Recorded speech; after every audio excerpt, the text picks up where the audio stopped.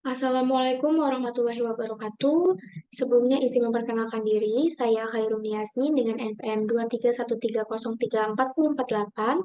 Saya akan mempresentasikan mengenai geografi regional Asia.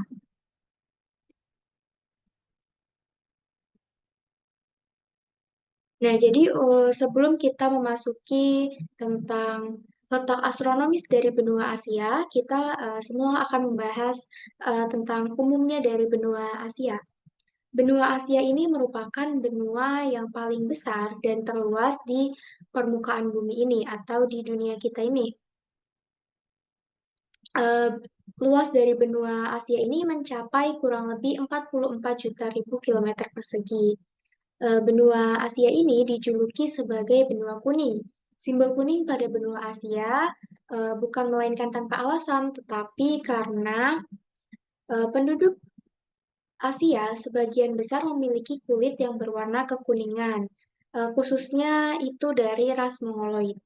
Ras Mongoloid sendiri dapat kita jumpai di beberapa negara seperti Cina, Mongolia, Korea, Jepang, dan juga Vietnam. Munculnya julukan itu awal mulanya digunakan masyarakat Eropa untuk menunjuk orang-orang Asia. Namun saat ini, warna kuning sudah menjadi ciri khas dari benua Asia, misalnya sebagai simbol bendera saat Olimpiade. Lalu sebagai dijuluki dengan benua kuning, benua Asia juga dijuluki sebagai benua timur. Kenapa? Karena beberapa ahli sejarah beranggapan bahwasanya kata Asia diambil dari bahasa Fenisia atau Yunani kuno yang artinya itu berada di timur atau terletak di sebelah timur kerajaan bangsa Yunani. Jika dilihat, benua Asia ini hampir sebagian besar berada pada belahan bumi utara dan hanya sebagian kecil yang berada di belahan bumi selatan. Lalu jika kita melihat dari letak astronomis benua Asia, benua Asia ini terletak antara 11 derajat lintang utara sampai dengan 80 derajat lintang selatan dan 26 derajat bujur timur sampai 170 derajat bujur timur. Lalu benua Asia ini juga dilalui oleh garis ekuator atau garis khatulistiwa. Lalu apa sih letak astronomis itu? Nah, jadi letak astronomis adalah letak suatu tempat yang ditentukan berdasarkan garis lintang dan garis bujur. Nah, garis lintang ini adalah garis khayal yang mengelilingi bumi secara melintang. Kalau garis bujur ini merupakan garis khayal yang menghubungkan antara kutub utara dan kutub selatan. Nah, tadi kan benua Asia juga dilalui oleh garis ekuator ya, atau garis khatulistiwa. Nah, garis khatulistiwa ini adalah sebuah garis khayal yang mengelilingi bumi secara horizontal dan membagi planet kita ini menjadi dua bagian sama rata, yaitu belahan bumi utara dan belahan bumi selatan.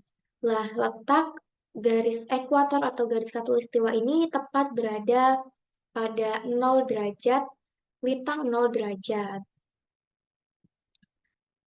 Nah, dari letak astronomis benua Asia ini memberikan dampak pada iklim di benua Asia.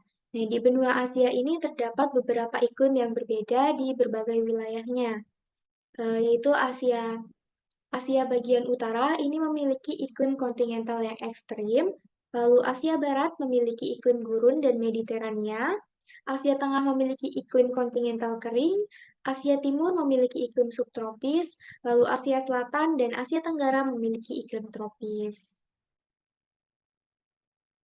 Baik, selanjutnya setelah memahami tentang letak astronomis benua Asia, kita akan bergeser ke letak geografis benua Asia. Jadi, berdasarkan letak geografisnya, benua Asia ini memiliki perbatasan sebelah utara, yakni berbatasan dengan Samudra Arktik, lalu bergeser ke sebelah timur, berbatasan dengan Samudra Pasifik, dan juga Selat Bering. Nah, Selat Bering ini merupakan selat yang berada di antara benua Asia dan juga benua Amerika Utara. Lalu kita bergeser ke arah selatan. Asia berbatasan dengan Samudra Hindia dan juga benua Australia. Lalu ada juga Papua Nugini yang tepatnya berbatasan darat dengan Indonesia. Lalu ada juga Laut Timur. Laut Timur ini adalah laut yang memisahkan antara benua Asia dan Australia, tepatnya di negara Indonesia. Lalu kita bergeser ke sebelah barat. Nah, di sebelah barat ini Asia berbatasan dengan benua Eropa dan dibatasi darat oleh pegunungan Ural. Lalu ada juga batas Asia di sebelah barat ini ada Laut Hitam, Laut Kaspia, Laut Tengah, terusan Suez, di mana terusan Suez ini memisahkan antara benua Asia dan juga benua Afrika. Lalu ada Laut Merah, dan tidak lupa ada selat sempit yaitu Selat Bosporus dan Selat Dardanella. Selat Bosporus dan Selat Dardanella ini memisahkan antara Anatolia dan Semenanjung Balkan. Nah, setelah kita mengetahui letak astronomis dan juga letak geografis dari benua Asia, kita akan menuju ke bagian-bagian wilayah di benua Asia. Nah, untuk yang pertama, kita akan menuju ke Asia Utara. Nah, di Asia Utara ini, kawasan Asia Utara hanya memiliki satu negara, yaitu negara Rusia. Negara Rusia ini setengah sebagian ada di benua Asia, tepatnya di Asia Utara, dan juga sebagian kecil ada berada di Eropa. Asia Utara ini dibatasi oleh bagian utara Samudra Arktik, lalu sebelah barat berbatasan dengan Eropa Timur, sebelah selatan berbatasan dengan Asia Tengah dan juga Asia Timur, dan sebelah timur berbatasan dengan Samudra Pasifik. Wilayah Rusia yang masuk ke kawasan Asia Utara atau yaitu berada di sebelah timur Pegunungan Ural. Jadi yang memisahkan adalah Pegunungan Ural. Lalu Siberia atau bagian utama Rusia yang berada di wilayah Asia Utara adalah wilayah terluas di dunia.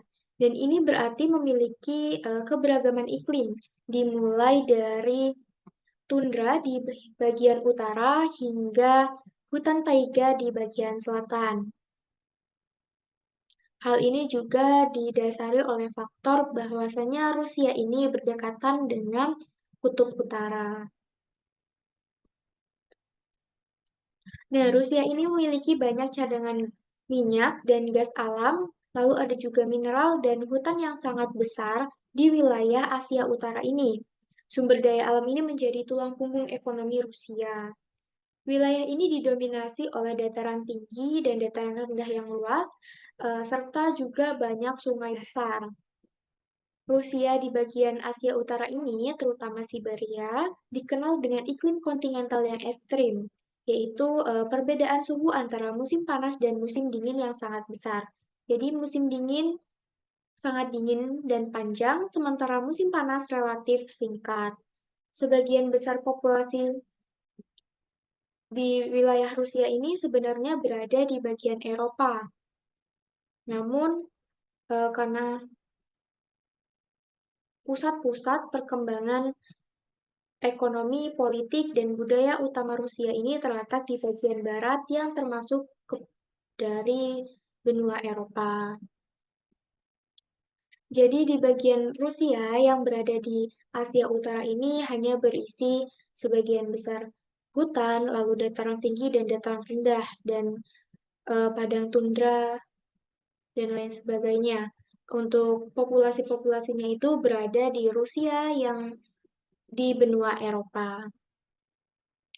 Setelah kita memahami benua Asia bagian utara, kita akan menuju ke benua Asia bagian tengah atau Asia Tengah. Nah, Asia Tengah ini berbatasan dengan Cina, Rusia, Laut Kaspia, dan juga Afghanistan. Nah, Asia Tengah ini dibagi menjadi 5 negara. yaitu Kazakhstan, Uzbekistan, Turkmenistan, Tajikistan, dan Kirgistan. Uniknya, dari kelima negara atau negara-negara yang berada di Asia Tengah ini memiliki akhiran stan, di mana akhiran stan yaitu diambil dari bahasa Persia yang artinya tanah. Asia Tengah ini mempunyai peran penting dalam pengangkutan barang antara Tiongkok dan Eropa selama era perdagangan jalur sutra sekitar tahun 130 sebelum Masehi hingga ditutup pada tahun 1453 Masehi.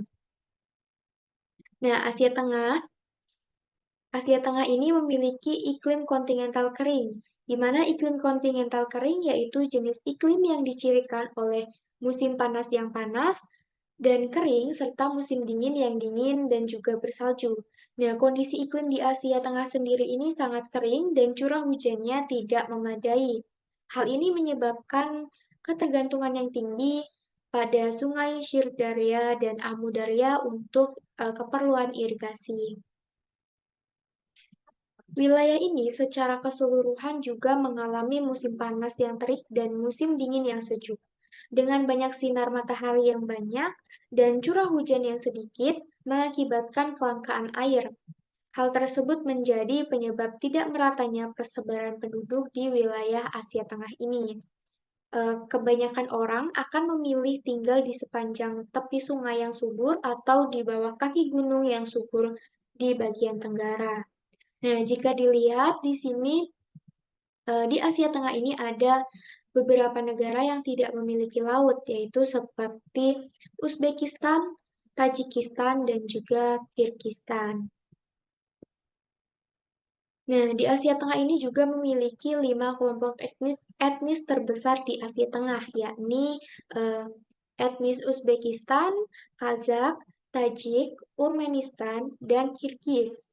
Nah, semua kelompok itu berbicara dengan bahasa yang berhubungan dengan Turki, kecuali untuk orang-orang dari etnis Tajik ini berbicara dengan bahasa yang berhubungan dengan Persia. Dan untuk agama, Islam adalah agama yang dominan di Asia Tengah. Nah, baik setelah kita mengenal Asia Tengah, kita akan melanjutkan ke Asia bagian Asia bagian timur. Nah, di Asia bagian timur ini terletak di sebelah timur Asia Tengah dan berbatasan dengan Laut Cina Selatan. Kawasan ini memiliki iklim subtropis yang pada saat musim kemarau suhunya itu akan menjadi tinggi, namun musim dinginnya sejuk. Kemudian akan mengalami hujan pada musim dingin. Nah, iklim subtropis ini merupakan jenis iklim yang berada di antara iklim tropis dan iklim sedang. Wilayah dengan iklim subtropis biasanya terletak di sekitar garis lintang 23,5 derajat utara dan juga selatan, yang dikenal dengan garis balik matahari. Nah, di Asia Timur ini dibagi menjadi 8 negara, di antaranya ada negara Mongolia, Cina, Korea Utara, Korea Selatan, Jepang, Taiwan, Hong Kong, dan juga Makau. Nah, Taiwan sendiri ini tidak diakui oleh Cina sebagai negara independen karena dianggap masih bagian dari Cina. Dan pemisahan Taiwan sendiri terjadi pada tahun 1949. Sedangkan untuk Hong Kong dan Makau eh, masih berada di bawah kedaulatan Cina. Untuk Cina sendiri, Cina merupakan negara dengan jumlah populasi terbanyak pertama di Asia Tengah juga di dunia. Nah, banyaknya penduduk di Asia Timur ini terpusat di metropolitan utama seperti di Beijing dan juga Tokyo. Untuk Asia Timur, khususnya peradaban Tiongkok dianggap sebagai tempat kelahiran peradaban paling awal. Nah, peradaban kuno lainnya di Asia Timur yang masih eksis sebagai negara merdeka hingga saat ini antara lain ada peradaban Jepang, peradaban Korea, dan juga peradaban Mongolia. Lalu kembali lagi ke Cina, dengan wilayah luas dan penduduk terbanyak, Cina ini telah memberikan pengaruh luar biasa pada semua entitas kebudayaan. Jadi, lalu Jepang, Jepang juga sejak restorasi Meiji telah menjelma sebagai raksasa industri di benua Asia. Sementara Korea Selatan, setelah Perang Saudara dengan Korea Utara dan terpecah, telah mengikat kerjasama dengan Amerika, dan kini ia telah tumbuh menguasai dunia hiburan di seluruh dunia dimulai pada tahun 1990-an. Nah, di sini juga ada negara yang tidak memiliki laut, ini negara Mongolia. Jadi, jika dilihat, Mongolia ini tidak memiliki laut sama sekali, karena berbatasan dengan Cina dan juga berbatasan dengan Rusia. Setelah memahami kawasan Asia Timur, kita akan melanjutkan ke Asia Barat. Nah, ini Asia Barat. Asia Barat ini terletak di antara Asia Tengah dan juga Afrika, lalu berada di selatan Eropa Timur. Asia Tengah ini dibagi menjadi 20 negara, di antaranya ada Georgia, Azerbaijan, Armenia, Turki, Siprus, Lebanon, Israel, Palestina, Syria, Irak, Iran, Yordania, Saudi Arabia, Bahrain, Kuwait, Qatar, Uni Emirat Arab, Oman, dan juga Republik Yaman. Nah, Asia Barat ini juga memiliki beberapa titik akses ke wilayah perairan besar, termasuk Laut Hitam, Teluk Persia, Laut Arab, Laut Merah, Laut Kaspia, dan Laut Tengah. Nah, penduduk Asia Barat ini didominasi oleh penduduk yang berbahasa Arab, Persia, dan juga Turki. Untuk perekonomian, Asia Barat ini sangat beragam dan kawasan ini memiliki pertumbuhan ekonomi yang cukup tinggi. Turki memiliki ekonomi terbesar di kawasan ini dan diikuti oleh Arab dan juga Iran. Diikuti oleh Arab Saudi dan juga Iran. Lalu minyak bumi merupakan industri utama dalam perekonomian regional karena lebih dari separuh cadangan minyak bumi dunia dan sekitar 40% cadangan gas alam dunia berada di kawasan Asia Barat ini. Lalu untuk iklim, Asia Barat ini memiliki iklim gurun dan iklim Mediterania. Iklim Mediterania di Asia Barat ini sedikit berbeda dengan iklim Mediterania yang berada di Eropa. Untuk iklim gurun adalah jenis iklim yang dicirikan oleh curah hujan yang sangat rendah dan biasanya kurang dari 250 mm per tahun. Gurun juga memiliki suhu yang ekstrim dengan hari-hari yang sangat panas dan malam yang sangat dingin. Iklim gurun ini juga memiliki dampak yang signifikan kepada kehidupan tumbuhan dan hewan di daerah tersebut. Contohnya, tumbuhan yang hidup di gurun harus beradaptasi dengan kondisi kering dan panas. Lalu untuk hewan harus menemukan cara untuk bertahan hidup dengan sedikit air dan juga sedikit makanan. Lalu untuk iklim Mediterania di Asia, ini sedikit berbeda dengan iklim Mediterania di Eropa. Perbedaannya ini terdapat di curah hujan dan juga suhu, di mana curah hujan di wilayah Mediterania Asia sedikit lebih rendah dibandingkan dengan wilayah Mediterania di Eropa. Lalu suhu musim panas di wilayah Mediterania Asia sedikit lebih tinggi dibandingkan dengan wilayah Mediterania Eropa.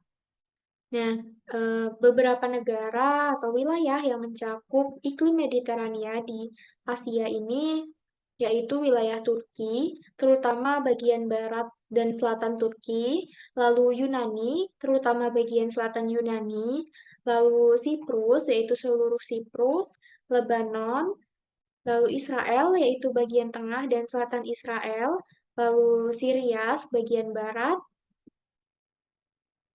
si ya, lalu Syria sebagian barat Syria. Nah, di Asia Barat ini juga tengah terjadi konflik antara Israel dan Palestina, dan konflik ini sudah berlangsung lama, dan bahkan PBB juga tidak dapat mengatasi konflik tersebut. Dan konflik tersebut bahkan sampai sekarang masih berkelanjutan. Nah, setelah kita memahami Asia Barat, selanjutnya kita akan menuju ke Asia Selatan.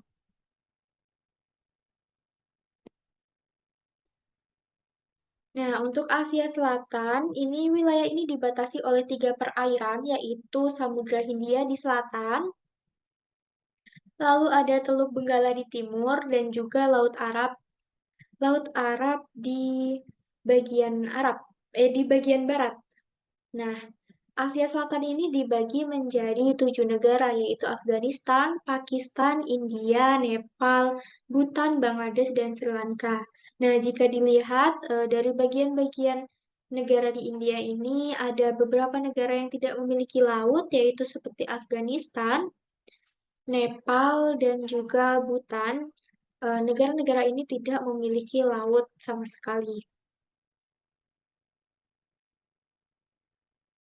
Nah, untuk iklim di wilayah Asia Selatan ini memiliki iklim tropis yang basah, di mana iklim di Asia Selatan sangat beragam, dipengaruhi oleh faktor-faktor seperti lokasi geografis, ketinggian, dan juga angin muson.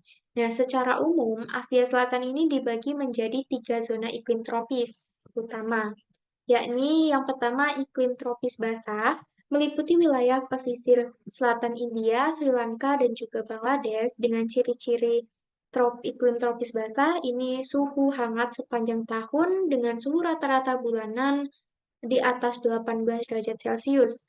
Lalu curah hujannya ini tinggi sepanjang tahun, terutama musim hujan Juni hingga September. Lalu kelembapan udaranya juga tinggi dan vegetasinya didominasi oleh hutan hujan tropis. Contohnya itu ada hutan hujan di Kerala, India, dan hutan hujan di Sri Lanka. Yang selanjutnya ini ada iklim muson. Nah, iklim muson ini meliputi sebagian besar wilayah India, Pakistan, dan Nepal. Dengan ciri-ciri iklim muson yaitu musim hujannya dengan curah hujannya tinggi dan dibawa oleh angin muson. Lalu musim kemarau, Oktober hingga Mei dengan curah hujannya rendah. Untuk suhunya ini bervariasi antara musim panas yang panas dan musim dingin yang sejuk.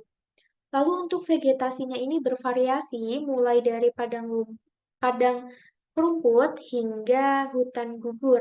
Nah, contohnya ini seperti wilayah Punjab di Pakistan dan lembah Sungai Brahmaputra di Bangladesh. Lalu yang ketiga ini ada iklim pegunungan, di mana meliputi wilayah Himalaya termasuk Nepal, Bhutan, dan juga bagian utara India. Ciri-ciri iklim pegunungan ini suhunya bervariasi tergantung pada ketinggian. Lalu curah hujannya itu tinggi di lereng selatan Himalaya, tetapi lebih rendah di lereng utara. Dan salju turun di musim dingin dengan di ketinggian tinggi. Untuk vegetasinya masih bervariasi, mulai dari hutan pinus hingga padang rumput alpin. Contohnya itu ada Gunung Everest di Nepal, lalu ada wilayah Dalak di India, dan lembah Paro di Bhutan.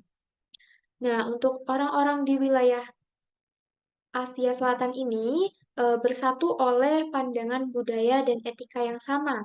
Kekayaan literatur tekstual kuno dalam bahasa Sanskerta, Prakrit, dan bahasa daerah merupakan faktor pemersatu utama. Musik, tarian, dan kebiasaan ritual, cara pemujaan, dan cita-cita sastra sangat serupa di wilayah Asia Selatan ini.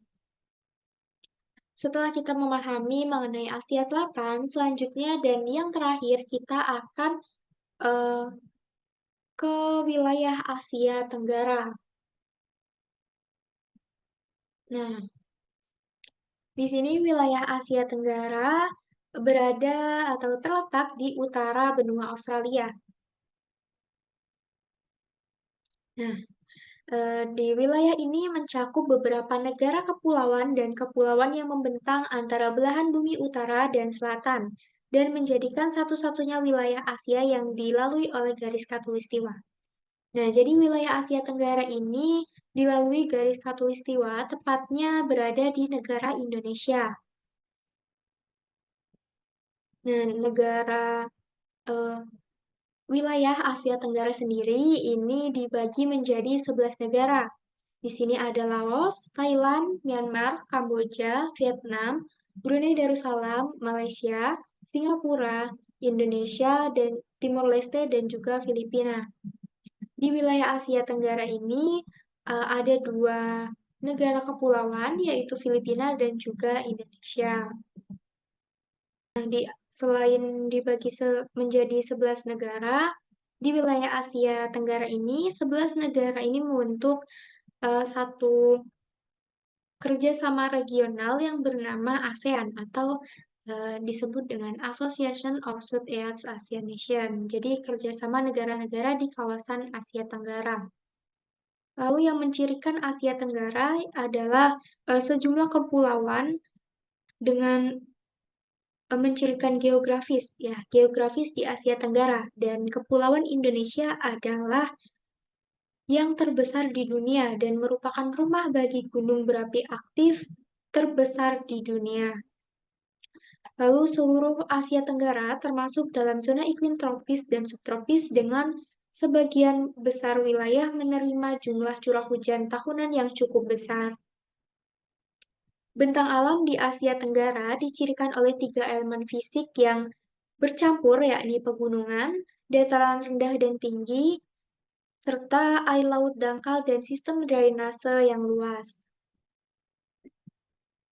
Iklim di Asia Tenggara ini adalah iklim tropis, di mana Asia Tenggara dikenal dengan iklim tropisnya yang khas. Hampir seluruh wilayah di kawasan ini memiliki ciri-ciri iklim tropis, yaitu sepanjang tahun suhu udara di Asia Tenggara cenderung tinggi dan tidak mengalami fluktuasi yang signifikan. Lalu curah hujan di wilayah ini juga sangat dipengaruhi oleh angin muson. Ada dua musim utama, yaitu musim hujan, biasanya terjadi antara bulan Oktober hingga Maret, ditandai dengan curah hujan yang tinggi dan kelembapan udara yang tinggi.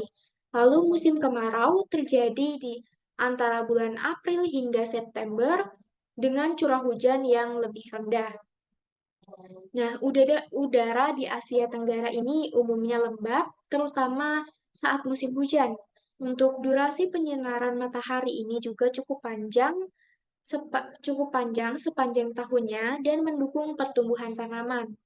Lalu ada juga nih faktor-faktor yang mempengaruhi iklim di Asia Tenggara. Ada 3, yang pertama itu angin muson, yang kedua letak geografis, dan yang ketiga ini topografinya. Untuk angin muson sendiri adalah angin periodik yang berganti arah setiap 6 bulan sekali. Angin muson barat akan membawa uap air dari samudra yang menyebabkan musim hujan, sedangkan angin muson timur membawa uap kering yang menyebabkan musim kemarau. Lalu berdasarkan letak geografis, letak Asia Tenggara ini diapit oleh 2 samudra besar, yaitu Samudra Hindia dan juga Samudra Pasifik, yang sangat mempengaruhi pola curah hujan dan suhu di Asia Tenggara. Lalu untuk topografi, Asia Tenggara ini memiliki pegunungan dan juga lembah yang mempengaruhi distribusi dari curah hujan itu sendiri di berbagai suatu wilayah. Lalu Asia Tenggara juga merupakan wilayah tropis yang paling mudah diakses di dunia karena terletak sangat strategis di jalur Laut Asia Selatan dan Dunia Timur Tengah Mediterania. Selain itu, pentingnya kawasan ini dalam perdagangan global dimulai selama perdagangan rempah-rempah yang dimulai sebelum eksploitasi Eropa. Lalu di sini kita juga akan membahas mengenai julukan dan juga keunggulan dari 11 negara yang berada di Asia Tenggara. Nah, dimulai dari Indonesia, Indonesia sendiri ini memiliki julukan Zamrud Khatulistiwa, di mana Indonesia ini dilalui garis Khatulistiwa, dan hal itu menjadikan negara Indonesia ini memiliki iklim tropis yang eh, penyinaran mataharinya ini cukup dan membuat berbagai macam keanekaragaman hayati dapat tumbuh di Indonesia. Nah, Jadi nah, itu tadi juga merupakan keunggulannya. Jadi keunggulannya itu merupakan Indonesia kaya akan sumber daya alam, budaya yang beragam, dan keindahan alam yang sangat menakjubkan. Lalu selanjutnya kita akan menuju ke wilayah Malaysia, di mana Malaysia ini disebut dengan julukan negeri jiran. Nah, negeri jiran ini sebagai julukan Indonesia juga terhadap Malaysia yang merupakan negara tetangga. Nah, untuk keunggulan dari Malaysia ini di bidang ekonomi yang berkembang, keindahan alam, dan juga multikulturalisme, di mana Asia ini merupakan penghasil karet terbesar di dunia. Lalu selanjutnya kita menuju ke Singapura. Singapura ini dijuluki sebagai negeri singa, dan untuk keunggulannya, ini merupakan pusat keuangan global dan infrastruktur modern ini berada di Singapura, lalu tingkat hidupnya ini tinggi atau bisa dibilang sumber daya manusianya ini sangat berkualitas. Lalu selanjutnya kita akan ke negara Thailand, di mana Thailand ini dijuluki sebagai negara gajah putih yang memiliki unggulan di sektor pariwisata, lalu kuliner yang lezat dan budaya yang kaya atau budaya yang beragam. Selanjutnya kita ke negara Filipina, di mana negara Filipina juga merupakan negara kepulauan. Nah, negara Filipina ini negara yang memiliki lumbung padi. Dan lumbung padi ASEAN ini berada di Filipina. Untuk keunggulannya itu ada di sektor pariwisata, lalu ada juga di bisnis proses outsourcing atau BPO, dan juga keramahan penduduknya. Lalu selanjutnya kita akan ke Brunei Darussalam. Brunei Darussalam ini merupakan negara yang memiliki luas yang kecil, namun negara tersebut kaya akan sumber sumber daya alam minyak bumi. Jadi negara ini kaya akan minyak dan gas bumi dan memiliki tingkat hidup yang tinggi. Negara Brunei Darussalam ini dijuluki sebagai negara petrodolar. Selanjutnya kita akan ke negara Laos, di mana negara Laos ini jika kita lihat tidak memiliki wilayah laut sama sekali. Nah, negara Laos ini dijuluki sebagai negeri juta gajah. Lalu dengan keunggulannya yaitu alam yang masih alami, budaya yang unik, dan potensi wisata yang besar.